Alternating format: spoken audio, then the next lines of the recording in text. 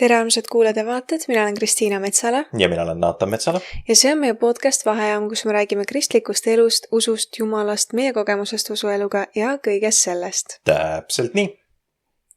Ja tänases osas me tahaks rääkida sellisest põnevast teemast nagu ekstremism või äärmuslikkus. Ja see on päris huvitav teema. Ja võib-olla ma tahakski alustada sellest, et miks me sellest teemast üleüldse räägime. Tänapäevases ühiskonnas on nii oluline mõista piiblit õigesti. Tegelikult mitte tänapäevases, aga üldiselt on ülioluline mõista piiblit õigesti.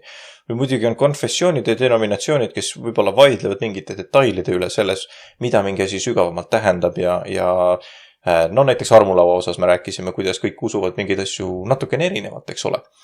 Aga selle keskel on üldjooned, mis on hästi paigas. Ja siis on olemas ka mingisugused uskumused ja asjad, mis viivad meid nagu põhiasjadest ja põhifookustest, põhiuskumustest väga kaugele. Või panevad meid käituma kuidagi valel viisil või jumalale mitte meeldival viisil tegelikult. Ja me suudame kuidagi neile õigustada neid asju. Et alati äärmuslike uskumuste puhul ja ekslike uskumuste puhul alati nad inimesed ise ju ei saa aru või ei mõtle, et nemad ju eksivad, vaata nende kõikide asjade keskel. Ehk et kuidagi pidi me ju suudame ise endale mingeid asju maha müüa, et me teatud viisil nagu käitume. Sellepärast ongi nii oluline vaadata asju õigesti ja jälgida ka seda, kuidas ja kuhu me kutsume inimesi tegelikult liituma.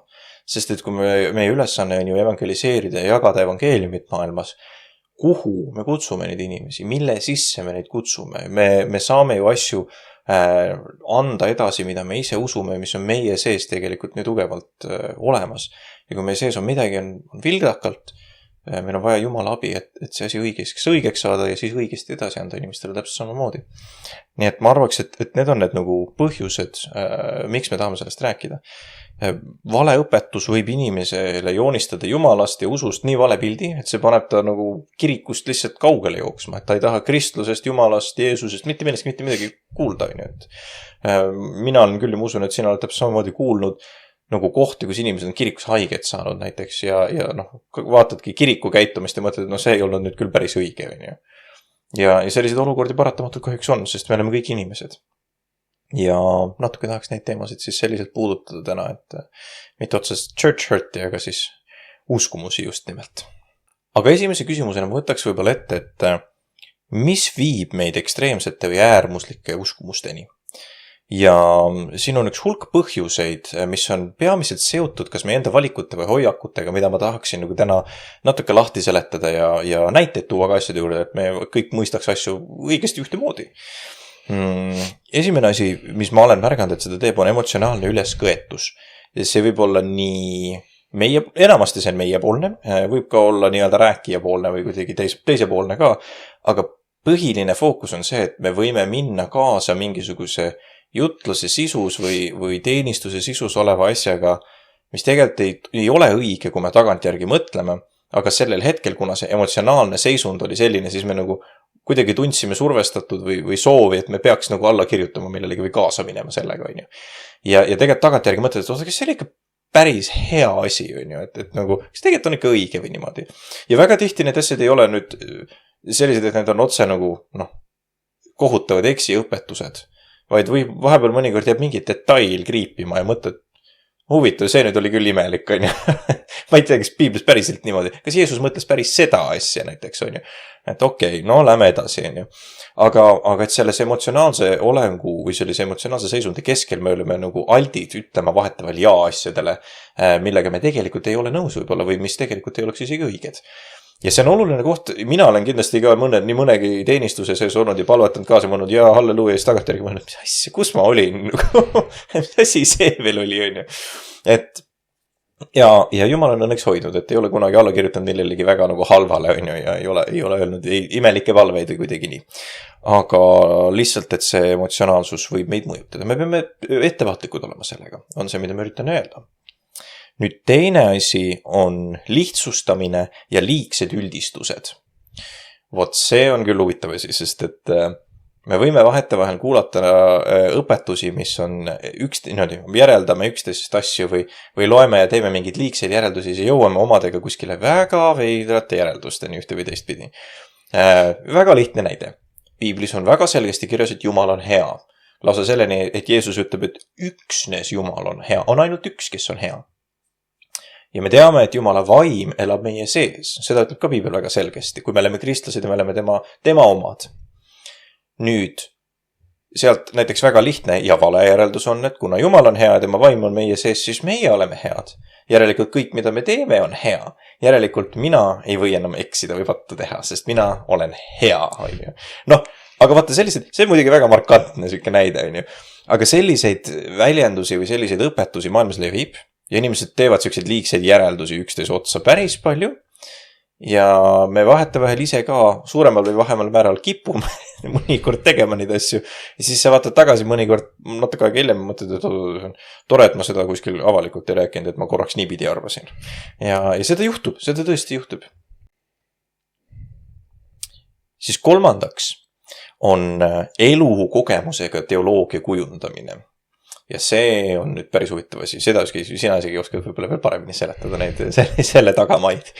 Aga ma olen näinud seda, et meil on väga nagu selge kristlik raamistik ja siis mõnikord me laseme oma üksikutel elujuhtumitel rääkida midagi selle kohta, milline meie maailmavaade peaks olema tegelikkuses. Ja see ei ole väga hea praktika, sellepärast et selliselt me jõuame sellisesse, et me oleme nii-öelda tuulest viidud ühte või teist pidi ja juhtub meie elus midagi näiteks ja no jällegi väga markantne, aga lihtne näide, et juhtub midagi traagilist sinu pereliikmega ja sa hakkad küsitlema selle peale, et kas Jumal on hea üldse. Kuigi tegelikult need kaks asja ei ole omavahel seotud, sa võid olla pettunud. Muidugi, loomulikult see oleks normaalne ju tunda ennast pettunud ja kurvana sellepärast, et midagi traagilist juhtus. Sest Jumal on ju hea ja nii edasi, aga et see emotsioon on igati valiidne. Aga see õpetuslik pool seal taga, et siis järelikult, kuna minuga juhtus, Jumal ei ole hea, see on vale. Ja me mõnikord kipume neid järeldusi niimoodi tegema ühte või teist pidi oma enda elukogemuse põhjal. Järgmiseks on valikuline piibli lugemine. No seda me oleme, ma arvan, et kas kõik ühte või teistpidi varem proovinud noore kristlasena igati, et mõtled, et jätaks äkki mõne peatüki vahele või nii, on ju. Aga väga hea näide sellest on selline ususekt nagu Red Letter Christians Ameerikas, ehk siis punase kirja kristlased. Ja mis asja see tähendab on see, et mõnedel piiblitel, näiteks minu inglisekeelsel King James piiblil samamoodi, on Jeesuse laused ja Jeesuse öeldud sõnad kõik punastes tähtedes. Nii et mida need kristlased teevad, on see, et nad loevadki ainult neid asju, mis on punases. Ja nad loevadki ainult seda piibliosa ja kogu nende õpetus keskendubki ainult sellele, mitte midagi ei uut ega vana testamenti, ainult need punased tähed. See on natuke siuke, kui ma esimest korda kuulsin, mind hämmastas, et siuke asi on üldse olemas, et päriselt või, ja aga tuleb välja, et on. Ja täitsa isegi aktiivne praegusel meie ajastul. Nüüd see on probleem selles, et kas Jeesuse sõnad on siis vähem olulised kuidagi? Ei, need on üliolulised ja nendes peitubki tegelikult üks kõige suurem kontsentratsioon õpetust.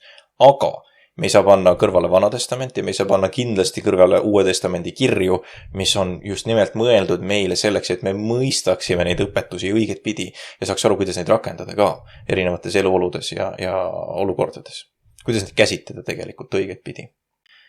Järgmiseks, mis ma olen märganud, on sügava Jumala suhte puudumine enda elus.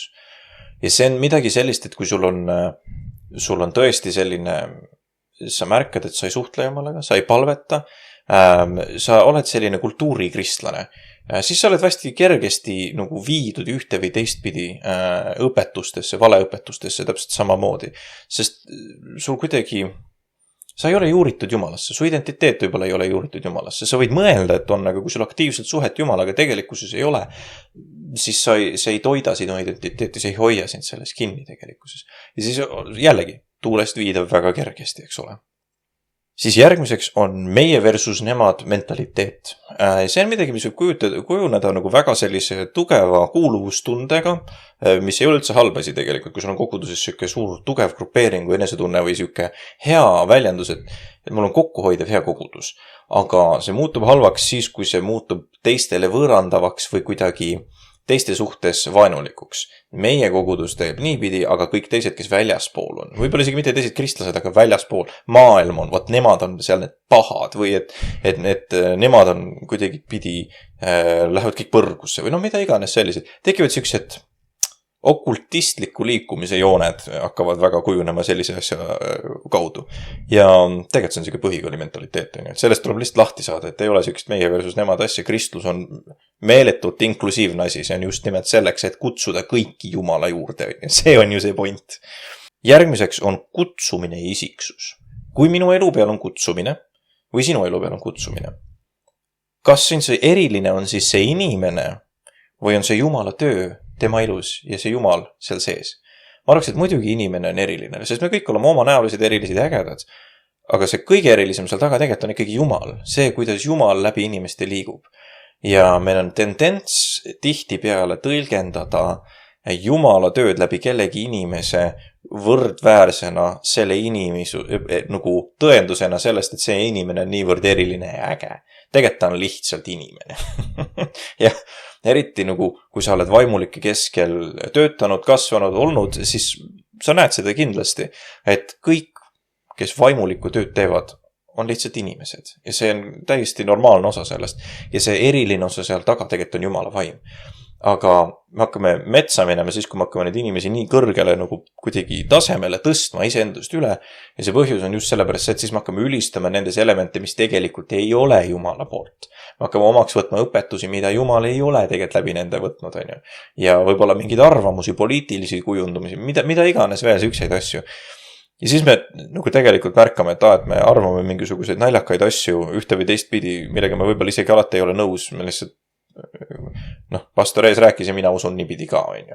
Sellised on siis enamasti need nagu hoiakulised või kogemuslikud või kuidas ma ütlen, inimlikud põhjused, mis ma olen näinud, mis inimesi viivad ekstreemsete või äärmiste uskumusteni või ka, ütleme, valeõpetusteni tegelikult ühte või teist pidi. Aga miks meil üldse kristlastena on vaja mõelda sellele, et me ei läheks sinna äärmusesse ära?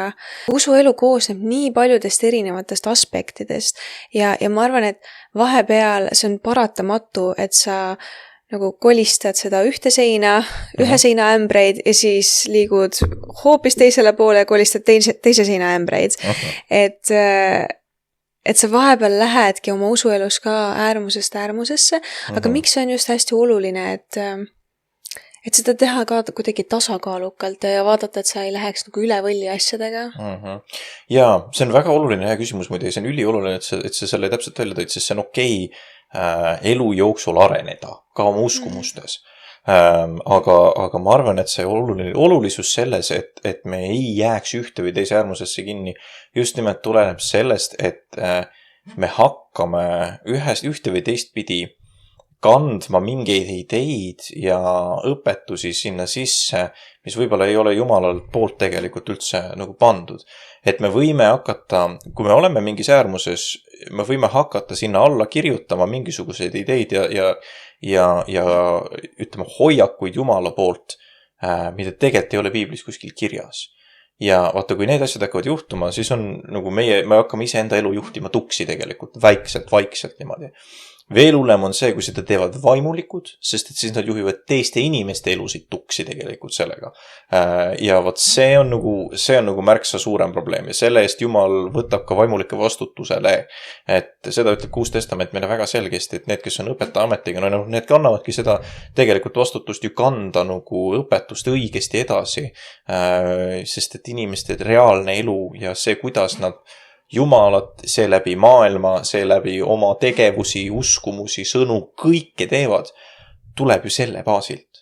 Ja see on nagu see kõige rohujuure tasand üldse on meie uskumused. Et kui me seal kuskil väga pange paneme liiga kaua, siis läheb halvaks nagu varem püüda. Aga miks sa arvad, kas on mingeid asju, mida sina oled näinud, et viib inimeste kuidagi ühest või teisest nagu sellisesse äärmusesse või paneb need kuidagi klammerdama valedele ideedele külge? Ma võib-olla isegi mõtlen kaugele sellest niimoodi, et isegi võib viia valeõpetusteni. Et kui ma mõtlen iseenda elu peale, et mina käisin ju aastaid Jehoova tunnistajate juures ja tihti see ei ole see, et sa lihtsalt nagu astud valeõpetusse, sest sa tahad nii väga eksitada teisi või eksitada iseennast või kuidagi lihtsalt pimesi lähed kaasa kõigega, on ju. Ja see ei ole ka niimoodi, et sa lihtsalt astud 180 kraadi täiesti teises suunas kui see, mis sa varem teadsid või uskusid või mis su hoiakud olid. Et kui me vaatame inimesi ka, kes lähevad mingitesse kaltidesse, sektidesse, et see ei ole ju niimoodi, et nad teadsid, kui suur sekt see on ja nüüd ja kui suur valeõpetus see on ja nagu teadlikult läksid selle poole, on ju, hüljates kõik muu, mida nad varasemalt olid teadnud. Et tegelikult need asjad käivadki niimoodi, et kraadi haaval nagu sind tõmmatakse nende asjade poole ja see vale tihti tundub tõde, aga seal on nagu väikesed siuksed praod sees, mis tuvastavad ära, et tegelikult asi on vale. Aga see alguses see tundub nagu tõde ja see tundub õige asi. Ja siis hiljem sa saad aru, kui sa tegeled sellega ja kui sa nagu mõtled läbi seda, mida sa päriselt usud, siis sa hakkad neid pragusid avastama. Ja kui ma mõtlen iseenda peale, et kui ma käisin Jehoova tunnistajate juures, ma olin teismeline siis ma ei läinud, ma olin kuulnud Jehoova tunnistajate kohta, on ju, aga ma ei läinud teadlikult Jehoova tunnistajate juurde. Mina kuulsin, et kuskil sõbranna juures keegi piibliõpetaja käib kodus tasuta piiblit õpetamas. Issar, kui äge! Ja mul oli selline nälg Jumala sõna vastu. Ja ma tahtsin nii väga uurida piiblit, nii väga tunda piiblit, nii väga tunda Jumala sõna, sest et mul oli siuke armastus Jumala vastu. Ja ma läksin, uurisin ja kõikidele küsimustele olid vastused. Kõik küsimused, mida sa eales suutsid mõelda, usu kohta, elu kohta, kõigel oli vastus mõeldud ja väga loogilised vastused, väga heade näidetega, väga piltlike näidetega ja ma tundsin, kuidas mu usuelu areneb, sest et ma hakkasin asjadest aru saama ja mõistma asju ja hiljem sain aru, et oi, ma olen Jehoova tunnistajate juures, aga ju nad ei olegi nii hullud, on ju, et see ju kõik on nagu loogiline ja selge ja et kõigil on nagu korralikud vastused olemas.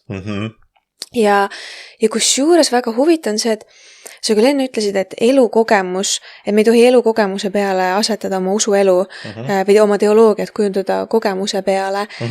Aga minu puhul, minu kogemus, mis ma olin kogenud Jumalaga, oli see, mis tõmbas mind välja sealt. Et see asi, et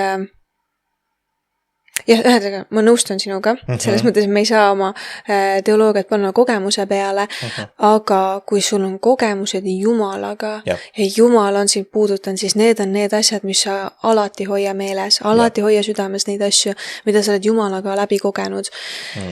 Ja see kogemine, Jumala kogemine oli see, mis mind välja tõmbas sealt ka. Et ma nagu esimene süke pragu, mida ma avastasin, oli see, et Jumal ei kõneta meid tänapäeval, Jumal ei ole imetegusid, ei ole vaimuliikumist, ei ole tervendavisi, profeteeringuid, keeltes rääkimist, siukseid asju ei ole olemas. Ja kõige suurem oli see, et Jumal ei kõneta sind. Ja Jumal ei ole nagu, et ta on sinuga, aga ta ei ole nagu aktiivselt sinu elus niimoodi. Ja minu kogemus Jumalaga oli vastu sellele. Ja mina mäletasin, et oli neid olukordi, kus ma tõesti väga tugevalt kogesin Jumala kõnetust oma elus, kus ma kogesin Jumala juhtimist, kus ma sain Jumala kaitset, kus ma sain tervendamist Jumalalt, kus Jumal tõmbas mind välja nagu väga ulmelistest olukordadest. Ja mu kogemus läks vastu sellele. Ja see oli see esimene nagu siuke õõnestav pragu sellesse ilusasse illusiooni. Ja ma hakkasin mõtlema, et okei, võib-olla on seal nagu tõde taga, et inimesed ütlevad, et ära mine Jehoova tunnistajate juurde. aga ma rääkisin sellest oma pastoriga ja too aeg, kui ma käisin Jehoova tunnistajate juures ja ta ütles väga huvitavalt, et nagu, mida ma ei oleks eeldanud, et pastor ütleb, aga ta ütles, et tead, et ma usaldan sind, et sa saad ise aru, mis on päriselt tõde. Et käi oma teekond ära, et ma tean, et sa leiad päriselt tõe. Ja siis ma sain ka aru, et kui ta oleks hakanud vastu sellele, siis ma oleks veel tugevamalt läinud Jehoova tunnistajate juurde. Täpselt nii sõbrannaga koos läksime, tema pastor oli meeletult vastu ja tegi teda maha täiesti, nii et mida ta tegi? Läks Jehoova tunnistajate juurde täielikult ja nagu täie pühendumisega. mulle anti vabadus ja pandi tundma, et ei, sa oled mõtlev inimene. Küll sa leiad tõe. Täpselt. Ja siis sa avastadki selle. Täpselt. Ja see tõmbas mind välja lõpuks, et ma neid pragusid hakkasin avastama ja hakkasin piiblit uurima ja hakkasin nagu päriselt nagu vastuargumente otsima ja vastuargumente leidma ja nagu läbi mõtlema, mis on see teoloogia, mida ma usun. Täpselt. Ja siinkohal ma toongi välja kaalutletud ja kaalutlemata teoloogia. Ja see on see, mis toob mind välja nendest äärmustest või valeuskumustest. Et kaalutlemata teoloogia on see, mida me saame enamjaolt niimoodi kaasasündides või kodukoguduses näiteks või need on niisugused kristlikud loosungid, laused, mis me endaga kaasa võtame, aga mille tähendusest me päris täpselt aru ei saa. Ka kristlik õpetus, mille tähendusest me tegelikult aru ei saa. Aga kaalutletud teoloogia on see, kui sa hakkad läbi mõtlema ja päriselt arutlema selle üle, mida sa usud.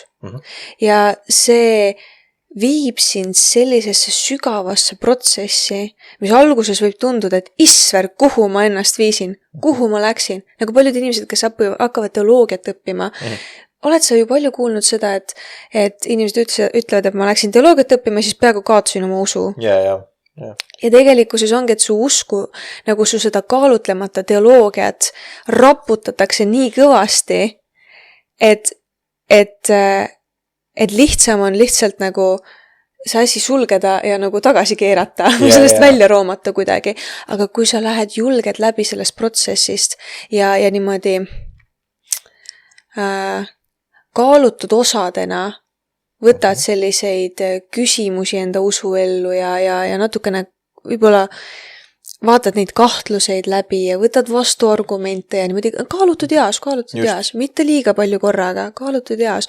Muidu sa kaod ära selle sisse, aga niimoodi väikeste osadena võtad lahti oma usku, et mida sa tegelikkuses usud ja miks. Siis see viib sind nii palju sügavamale. Ja sellise arusaamisene, see lõpuni nagu niiga aru ei saa kõigest. Aga sul on võimalus mingid asjad endale selgeks teha ja su usuelu muutub nii palju sügavamaks, kui sellest läbi tuled. Ja see on midagi hämmastavat ja see on midagi, mis ka hoiab tegelikult sind minemast kõrgiks. Et sa saad aru, et terve nii suur maailm avaneb su ees, et sa saad aru, et ma ei saa mitte midagi aru. Ma olen veel rumalam, kui ma alguses arvasin. Aga see tekitab meeletut aukartust Jumala suhtes. Ja sa saad aru, et sa võid avastada ja nagu sa hakkad aru saama teistest inimestest, teiste inimeste argumentidest, hoiakutest ja uskumustest ja käitumisest ja sa hakkad nagu mõistma seda süsteemi teistmoodi. Absoluutselt, ma olen 100% nõus sellega. Ja selle teoloogia läbivõtmine, iseenda usuelu nagu läbi filtreerimine, läbi nende teoloogiliste nagu hoiakute ja ideede, see on nagu lennuki söömine. No kuidas see lennukit ära sööd, vastus on 1 amps korraga. Aga ma olen, lisaks selle lennuki söömisel ma olen nõus küll, sest et hästi oluline on see, et kõikide valeõpetuste puhul alati öeldakse, väga suur tugev tunnusjoon nende keskel on see, ära küsitle õpetust. Sa tunned selle kohe ära, kui sul öeldakse, et ära küsi küsimusi ja ära kahtle õpetuses. Sest sa saad kohe aru sellest, et Aga Jehova tunnistajate juures just öeldi, et küsi täiega, uuri täiega. Täpselt. Ja see on see teine viis, vaata, nagu konksu otsa tõmbamiseks, on ju. Aga uuri ainult meie materjale. uuri ainult meie vastuseid küsimustele, on ju. See muide on ka, see on väga salakaval. See on väga, väga salakaval niipidi ka. Aga samas, ka see kogemus jällegi, vaata sellises olukorras võib see kogemus olla just midagi, mis tõmbab välja, nagu sa ütlesid. Et see on nii oluline tegelikkuses. Aga on oluline teada, et see tarkus nende asjade keskel teeb sind alandlikuks ja paneb sind maailma nägema niimoodi, et appi, mul ei olegi kõiki vastuseid ja see on okei. Ja sa ei peagi saama kõikidele asjadele vastuseid, see on ka okei. Ja kui sa kuuled, et keegi väidab, et minu käes on kõik vastused, see ei ole okei. Seepärast, et kellelgi ei ole kõikide asjade eest vastuseid muideks. Ja seda on väga, kui sa proovid kõiki asju ära põhjendada läbi mingi raamistiku, see läheb keeruliseks. Usul jääbki mingeid asju müsteeriliseks meie elus ka täpselt samamoodi. Ja ma olen aru saanud, et see on mingi teekond, kus sa tegelikult õpid Jumalat usaldama ja maailma nägema ühte või teistpidi ka. Aga jaa, et see on päris raske asi, mida nagu omaks võtta vahetevahel, et meil ei olegi alati kõikidele asjadele vastuseid. See ei ole meeldiv meie lihale. See vastus ei ole lihtsalt meeldiv meile teada. Et meie käes ei ole alati kontroll näiteks. Teise suure teemana ma tahaks rääkida sellisest teemast, nagu kristlane peaks ju olema soe või külm.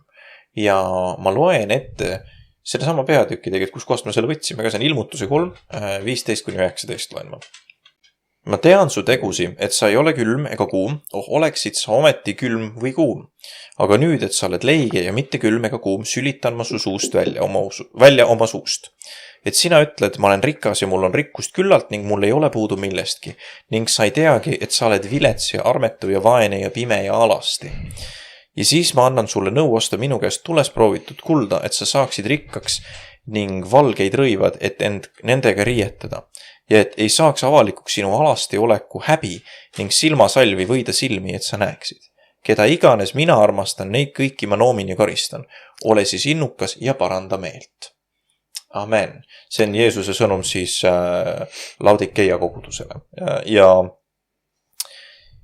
see on, me tihti võtame ainult selle külma ja kuuma ja siis proovime seda nagu rakendada ainult oma ellu või mingisse spetsiifilisse konteksti.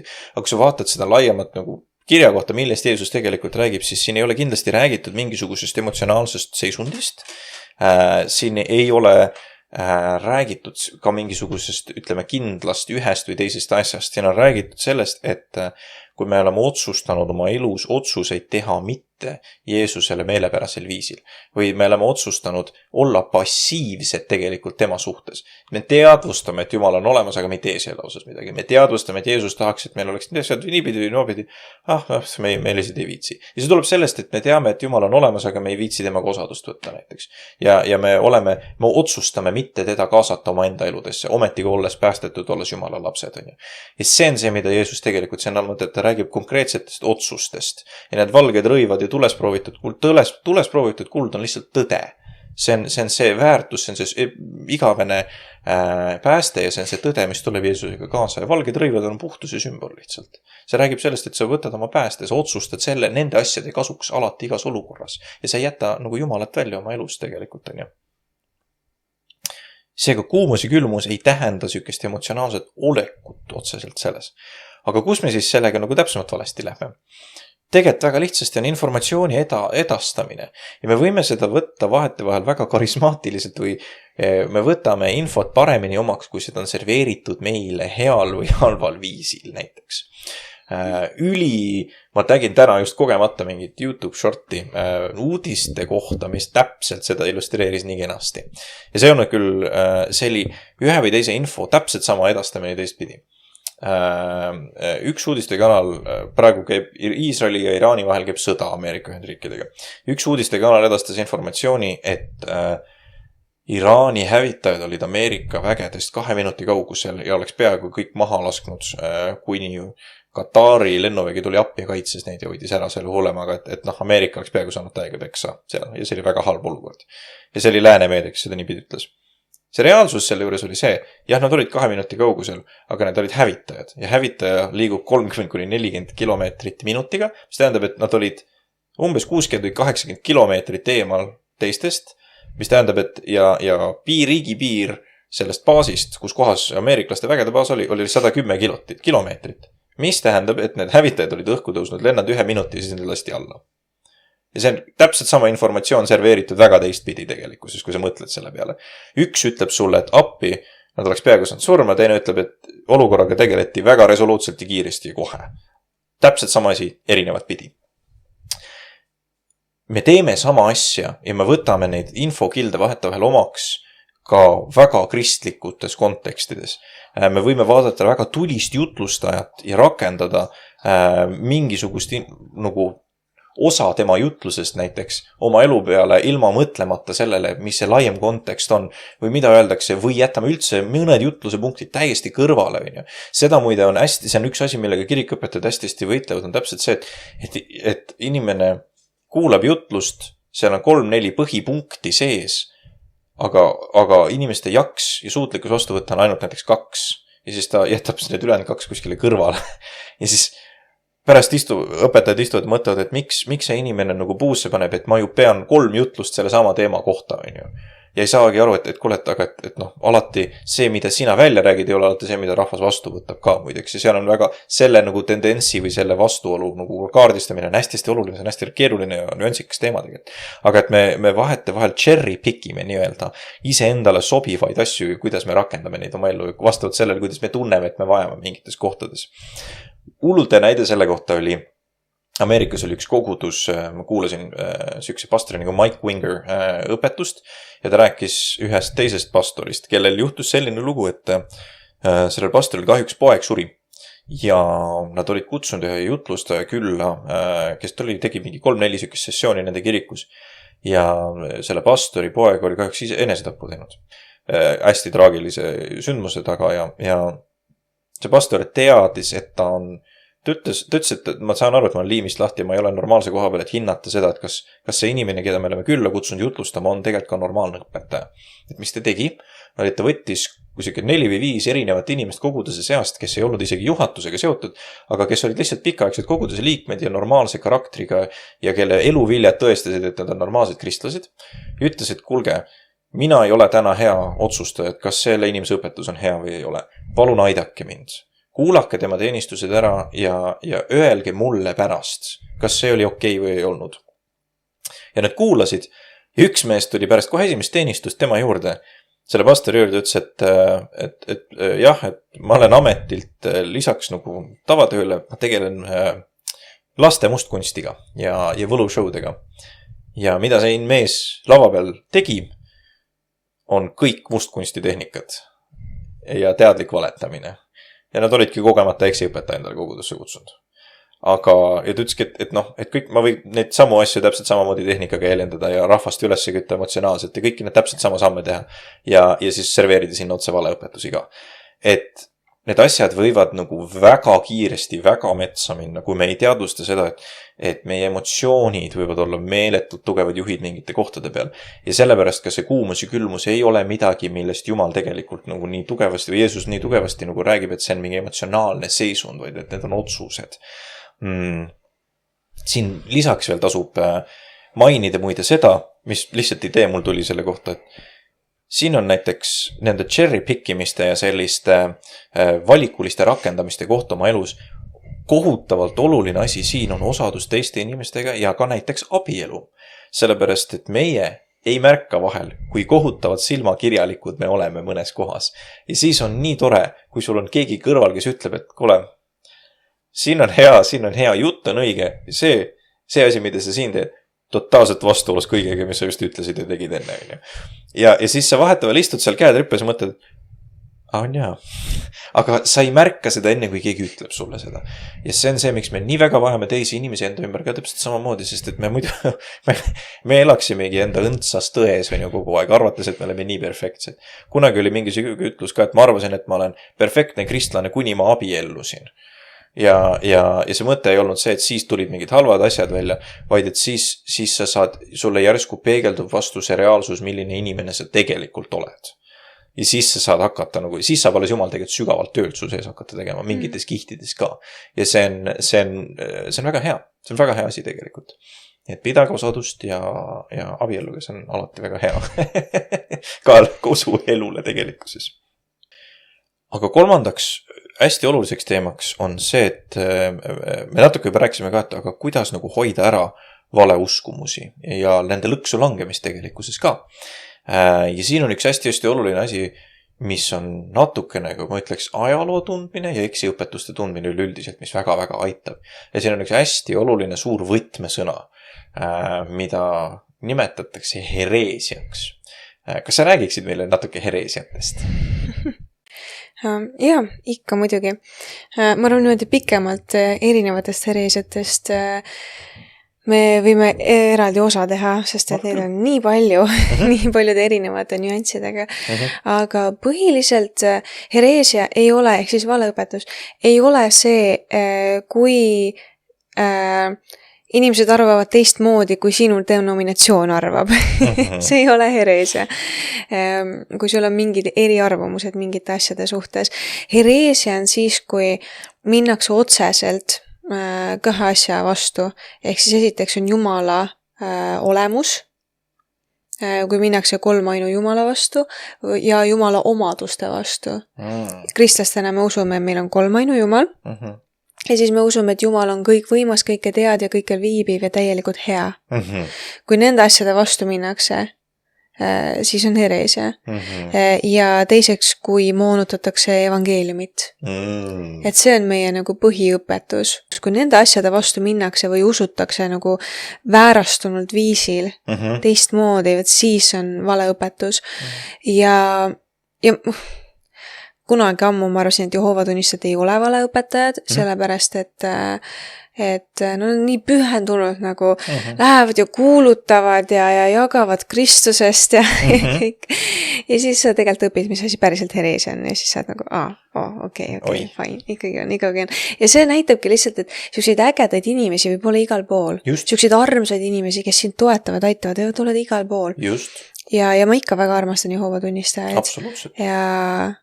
Ja mul on mitu niimoodi tuttavad seal kandis. See valeõpetus ei alati võrdsusta inimest halva karakteriga. Jah, see on lihtsalt vale koht. Mis ma toon näiteks eduteoloogia. See on üks väga populaarne, mis tuli niimoodi 3. ärkamislainega läänemaailmast, Ameerikast, ka Euroopasse ja mujale ja selle põhiline sisu on ju see, et Jumal tahab, et sa elaksid täielikult tervelt ja väga hästi ja jõukalt ja suurepäraselt siin maailmas. Et see on see evangeeliumi sisu, et see on see, mida nagu Jeesus tuli tegema, et meid nagu, et sa saaks täiesti nagu edukaks. Hääd elu elada ja edukaks. Aga tegelikult see ei ole see, mida evangeelium räägib meile. Evangeelium tõotab meile pattudest vabaks saamist, igavest elu ja osadust Kristusega. Ja Jeesus ütleb, et kes tahab mulle järgneda, see võtku oma rist ja tulgu järgi mulle. Kandku oma rist ja tulgu järgi mulle. Ja tema jüngrid kannatavad tema pärast, evangeeliumi pärast. Et see on see päriselt, mis tegelikkuses on. Ja Jeesus ise käis läbi meeletutest kannatustest.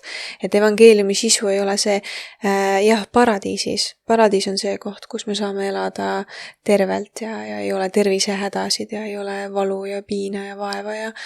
Et see on paradiis, aga siin maailmas me käime läbi raskustest. Ja oluline on see, et mis hoiakuga sa nendest läbi käid ja kui tugevalt sa oled haaranud Jeesusest kinni. Et kui lähedal sa otsustad olla Jumalaga. Keegi ütles nii hästi, et vahepeal kristlastena me peame aru saama, et Jeesuse surm ristil peab olema piisav meie jaoks. Et kui nii palju, kristlased näiteks ajavad taga nii palju kus maailma edu, aga ka tervenemisi ja imetegusid ja otsivad profeteerimisi ja need on head asjad ka. See on see vaimuliikumise osa, see on väga hea, aga vahepeal sa pead aru saama, et Jeesuse surm ristil peab olema piisav su jaoks. Ja see kuidagi paneb su usuelu nagu õigesti paika. Ja eduteoloogiast järgmine on näiteks ususõna liikumine. On erinev asi kui elusõna liikumine. Elusõna on meil Eestis väga populaarne, kui oli elusõna piiblikool ja see on Rootsist tulnud. Ja meil on väga ägedaid pastoreid tulnud sellega kaasa ka. Aga ususõna liikumine läheb nüüd väga lähedale New Age'iga. Ja ususõna on nagu, sa nagu põhiliselt hakkad ennast panema nagu Jumalaks või Jumalaga kaasloojaks, et kui sa ütled midagi, et sa nagu manifesteerid ellu mingeid asju, aga see ei ole palvetamine Jumala poole. See on see, et minu tahe sündigu nüüd ja praegu ja mina teen selle tahte oma sõnadega elavaks, aga tegelikkuses, ja nad on eduteoloogiaga väga nagu sarnased kohati, aga tegelikkuses me tahame, et Jumala tahe sünnib. ja sinu tahe peab olema allutatud Jumala tahtele. Kui sa oled oma elu ära andnud Jumalale, sinu tahe hakkab minema Jumala tahtega sarnaseks. Ja see ei tähenda seda, et ma tahaks uhkemat autot ja Jumal tahab uhkemat sulle maja ja uhkemat autot siis. See ei ole nagu päris see. Ma manifesteerin ellu endale neid asju. See on, hakkab nagu, see on New Age praktika juba. Ja see on väga siuke nagu kuidagi mingiti pidi imbunud sisse koguduse ellu. Siis näiteks nestoriaanlus või ariaanlus, kus minnakse otseselt kolmainu vastu, on erinevaid väärastunud arusaame kolmainsusest.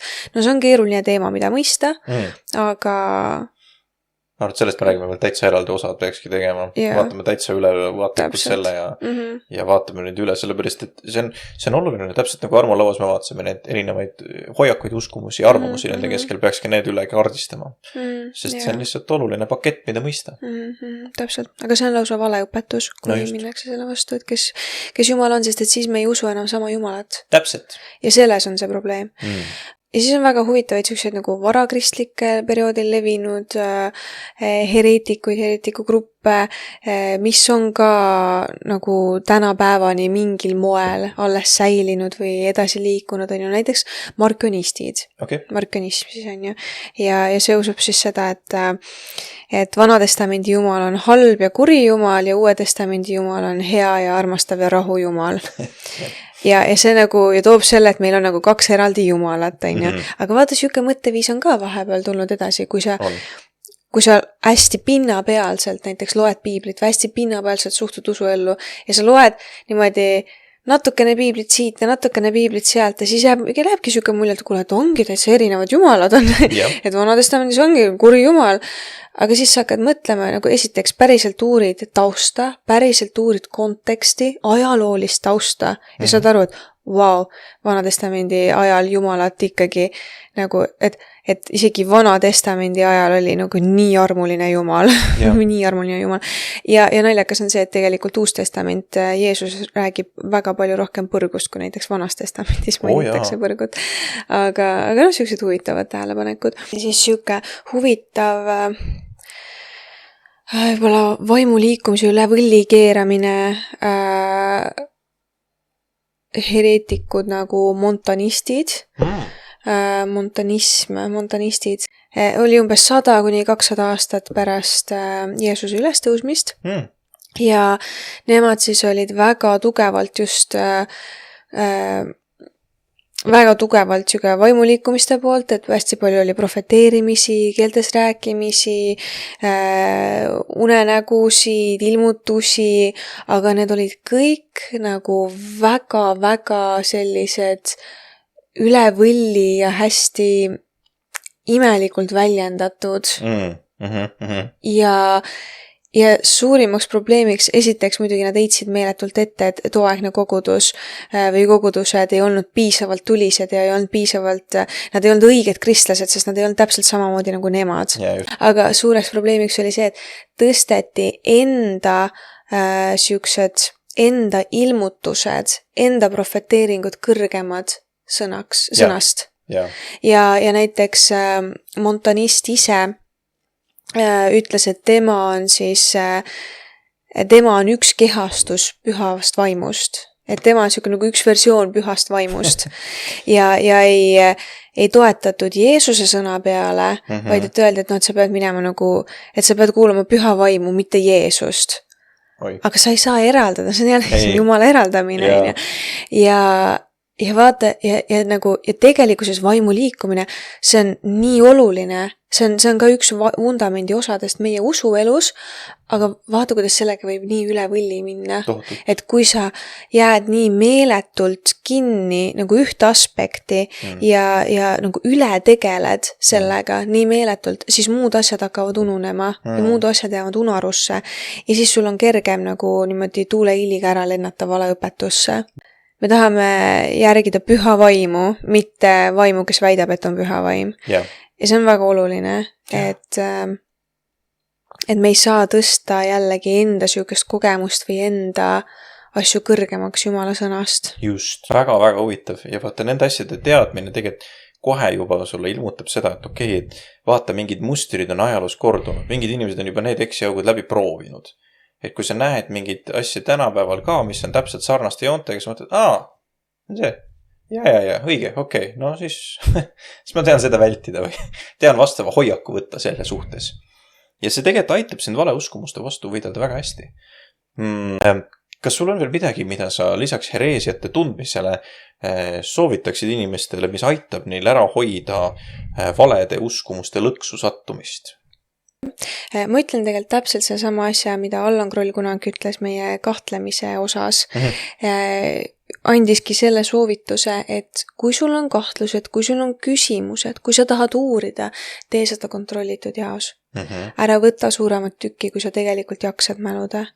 Ja see on okei, kui mingites asjades meie teoloogia ongi kaalutlemata. Just. On okei, kui me jätame mingid asjad teadmata enda jaoks, sest et me veel ei ole valmis, et seda avastada. Just. Ja seda teekonda hakata läbima. Et vahepeal me oleme usuelus liiga toored veel, et mingeid asju läbi kaalutleda. Ja me peame omal ajal jõudma sinna. Ja me peame usaldama, et küll Jumal ilmutab meile mingid teadmisi, mingeid asju. Et vahepeal on hea jätta mingid purgid riiulile kinni ja omal ajal need ette võtta, avada ja hakata nendega tegelema. Ma olen tohutult see on nii väärtuslik, sest ma just enne mõtlesin nende hereesiate jutustamise ajal, et see ei ole ju ka Jumala tahe, et me teoloogiat uurides oleksime selline kägaras paanitsev inimene tappi, kas ma usun päriselt valesid asju ja siis jätame kogu elu ja usu ja kõik nagu kõrvale. See ei ole ka see mõte. Et väga oluline point. Aitäh. Ma ise lisaks veel siia juurde selle, et hästi palju aitab alandlik meel ja võib-olla see mõte, et siuke kaastundlik mõttelad, et miks teised inimesed teatud viisil mõtlevad niipidi. Okei, kui keegi esitab mulle mingi argumendi või mingisuguse väite, millega ma võib-olla nõus ei ole, siis mu esimene reaktsioon ei ole alati võib-olla kaitsta, vaid kohe küsida, miks ta niipidi usub. Ja kui sa hakkad nagu enda jaoks nagu seda natuke lahti seletama, siis sa võid leida ise mingeid aardeid. See ei tähenda, et sa kohe oma arvamust mingi asja suhtes muudad. Aga see tähendab seda, et sa võib-olla avastad dimensioone sellest samast ideest, mida sa täna ei näe. Ja see teeb sind targemaks muideks. Nii et see alandlikkus aitab sul tegelikult tarkuse ilmutusest osa saada palju rohkem. Et soovitan seda. Ja ära vaata inimest kui vaenlast, vaid ürita tabada seda arusaamist, hoiakut, seda valeuskumust, aga armasta inimest.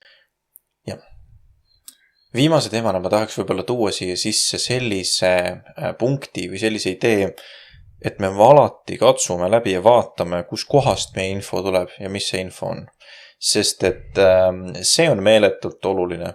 Üleüldiselt maailmas on tendents tänu informatsiooni kättesaadavusele, et meil on tekkinud selline vahva doktor Google'i sündroomine, et me ei kuule enam spetsialiste eriti valdkondades, vaid me teame ise nii palju paremini oma 5 minuti nagu guugeldamise järeltulemuse. Ma olen sama süüdi selles kui kõik teised, et ma nii mõnegi koha peal, ma ei tea, mõni arst soovitab, et tee nii ja siis ma guugeldan mõtlen, et või juba päris niimoodi ei ole teinud kunagi. Aga ma võib-olla, ma satun nendesse mustritesse kindlasti täpselt samamoodi nagu ka kõik teised. Aga see häda on see, et me teeme ka seda vahetevahel teoloogias ja me teeme uskumustes samamoodi. Et 25-aastase kogemusega pastor ja piibliõpetaja ütleb, et õpetus käib niipidi, aga minu Facebooki postitused, mis minu sotsiaalmeedia kontolt tulevad, räägivad teiste vastuolu, et ma lähen pigem nagu usun seda, mis mu Facebook mulle räägib. Et inimesel on 25 aastat pädevust põhjusega ja tasub alati kuulata neid spetsialiste ja erinevaid spetsialiste, sest et ka kõik spetsialistid ei ole alati ühel nõul asjade osas ja see on ka okei, nad ei peagi olema. Aga see point on see, et sa kuulad neid erinevaid ja sa proovid aru saada ja mõista sellest asjast nagu terviklikult ja paremini. Sa ju ei ehitaks silda ilma insenerita. Mõtled, et kutsud ehitad kohal, pange mingi asi püsti. Ei, sa tahaks, et keegi oleks seal juures ja ütleks, et kuulge mehed, teeme nii ja mõtleme nii ja siis vaatame selle ja siis katsetame selle ja arvutame selle ka veel välja. Ja siis hakkaks mõtlema, et äkki siis saab midagi hakata ehitama. Tegelikult on muudes seda täpselt samamoodi. Ja see häda on see, et kui me oleme mingid guugeldatud ideed endale hästi sügaval omaks võtnud, siis meist saavad mingisuguse naljaka tõe eest võitlejad ja seisjad, mis ei ole isegi kunagi tõsi tihti. Siis me hakkame teistele ka propageerima ideid ja levitama võib-olla arvamusi ja hoiakuid, mis ei ole kohe üldse mitte piibliga põhjendatavad. Ja veel hullem on see, et ma olen ka märganud väga suur seos on harimatuse ja sellise käitumiskultuuri vahel seos.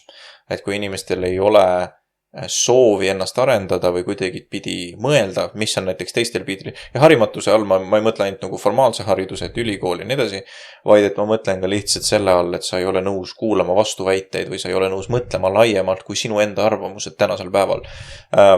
See on tihtipeale see, mis paneb inimesi nii, ütleme, jooksma ja võitlema niipidi, et kõrvad kinni kaetud ja siis jooksevad ühes suunas ja ainult minu tõde on õige ja ainult mina seisan ja kõik teised eksivad ja siis tekivad sellised ideed ja arvamused.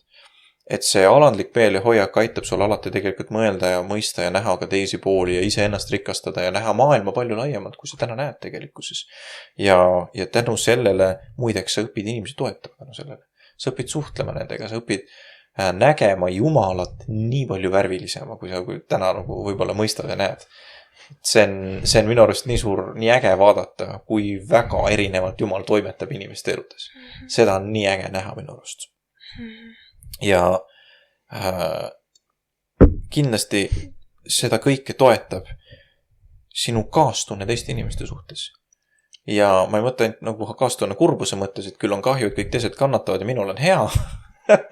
vaid pigem see, et empaatiavõime teiste suhtes. Sa näed teisi inimesi, sa mõtled, kuidas nad mõtlevad, sa proovid neist aru saada, sa proovid aru saada, miks see inimene oma maailmas niipidi mõtleb.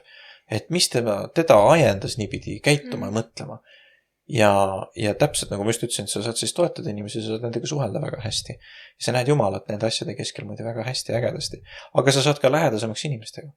Seepärast, et sa oled ise inimlikum, sest sa oled lähenetav ja sinuga saab rääkida. Ja see on nii oluline, täpselt vaata nagu sinule ka pastor, ta ei pannud raame ümber, ta lähenes nagu inimene. Ta ütles, et okei, et küll sa ise selle tõe leiad ülesse. Sest vastane täpselt, ta teadis, et vastasel juhul oleks ta teistmoodi reageerinud, siis sa oleks täpselt pannud risti nagu, jonnakusest kas või nagu minema. Aga see kaastunne, see empaatia, see on see, mis hoiab meid inimeste, see tegelikult selle sees on nii suur võti. Ja kui me vaatame, siis Jeesusel oli seda nii palju inimeste suhtes. Ja me nii vahetavahel, ma arvan, et üks eksiõpetuste suur võti on täpselt selle taga. Et me kaotame ära selle teiste inimeste suhtes ja siis ka armastuse. Aga ma küsiksin sinult, keda sa soovitaksid kuulata ja mida sa soovitaksid tarbida, kui me räägime, et peaks vaatama infoallikaid, mida me tarbime, mis oleks sinu soovitus? Ma nõustun sellega, et kuulata professionaale, inimesi, kes on päriselt selle asja sees ja päriselt on uurinud asja ja on professionaalid. Ma näiteks soovitan, kui teil on huvi piibli vastu, ajaloo piibli vastu, siis on niisugune mees nagu Wes Huff, kes on hämmastav, kes teeb ka just doktoritööd ka veel piibli uurimisest ja ta on nagu nii süvitsi läinud sellesse. Kui teid huvitab siuke universumi ja võib-olla teaduslik pool ja samas selle filosoofia ühildamine, siis ma väga soovitan John Lennoxit, üks väga hämmastav matemaatik, keda ma ise väga fännan.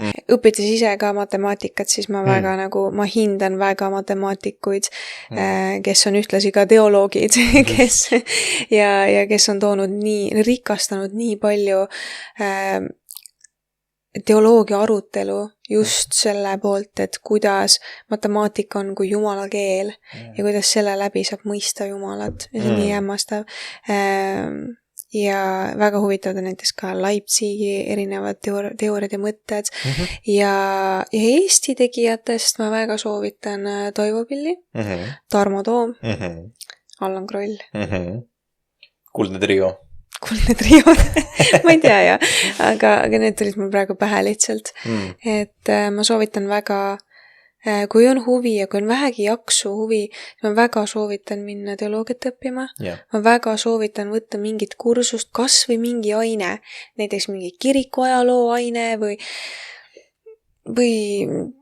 midagi sellist, et lihtsalt natuke rohkem saada sellist struktureeritud õpet, Just. mis aitab mis tegelikult teeb su usuelu tugevamaks. Just. Et ma väga soovitan, kui on huvi ja kui on mingit jaksu ja võimalust.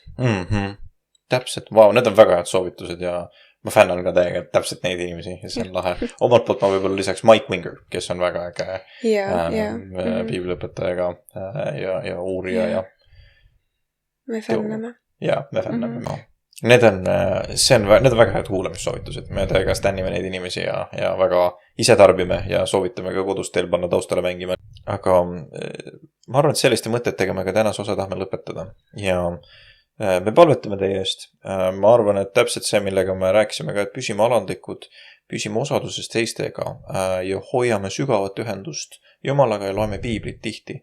Need on asjad, mis hoiavad meid tegelikult sellel õigel kursil, aitavad meil mitte langeda valeõpetustesse ja kinnitavad meil sellel teekonnal Jumalale lähemale saamisega. Nii et olge väga õnnistatud, hoitud, kallid kuulajad ja vaatajad. Aitäh, et tänasest osast osa võtsite ja näeme juba järgmine kord.